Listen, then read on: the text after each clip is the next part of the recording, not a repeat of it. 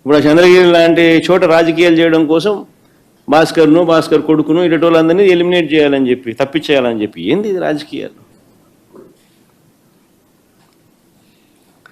ఈ తప్పుడు కేసుల పరంపరలో ఇప్పటికే పిన్నెల్లి రామకృష్ణారెడ్డిని Macherla 2009 MLA, 2012 MLA, 2014 MLA, 2019 MLA, 4 సార్లు ఎమ్మెల్యే, 2024లో మొన్న ఒకసారి ఓడిపోయినాడు. ఆ కాన్స్టిట్యున్సీలో ఆజమాయిషీ కోసం పిన్నెల్లి రామకృష్ణారెడ్డిని తప్పుడు కేసుల్లో ఇరికిచ్చే కార్యక్రమం. నందిగాం సురేష్ను ఎక్స్-ఎంపీ దళితుడు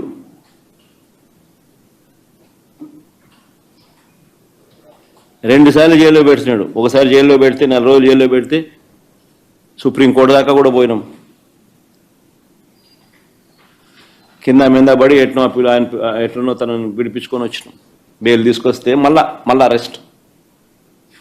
ఇప్పుడు మళ్ళా దాదాపుగా 3 వారాల నుంచి జైల్లో ఉన్నాడు.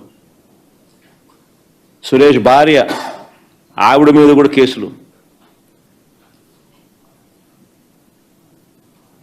వల్లభనేని వంశీ దాదాపుగా 2 నెలలు దాటింది.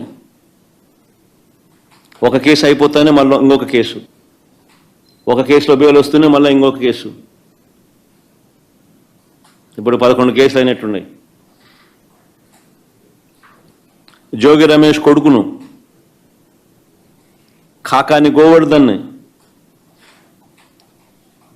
కృష్ణమోహనను, నా ఓఎస్డి పాపం, ఆయన చూస్తే కూడా అసలు ఎవడైనా కూడా జాలి అనిపిస్తుంది. ఆయన చూస్తే కూడా ఆయన ఆర్డీఓ పాపం. ధనంజయ రెడ్డి పాపం, ఆయనను చూస్తే కూడా బాధ అనిపిస్తుంది. వీళ్ళంతా మచ్చలేని ఆఫీసర్లు వీళ్ళంతా. రాజకేశ్వర రెడ్డి, బాలాజీ, గోవిందప్ప ఇలాంటి వారిని అరెస్ట్ చేసి జైలుకు పంపారు. మా ఎంపీ మిథున్ రెడ్డిని ఎప్పుడెప్పుడు అరెస్ట్ చేయాలని చెప్పి వెంటబడతా ఉన్నారు.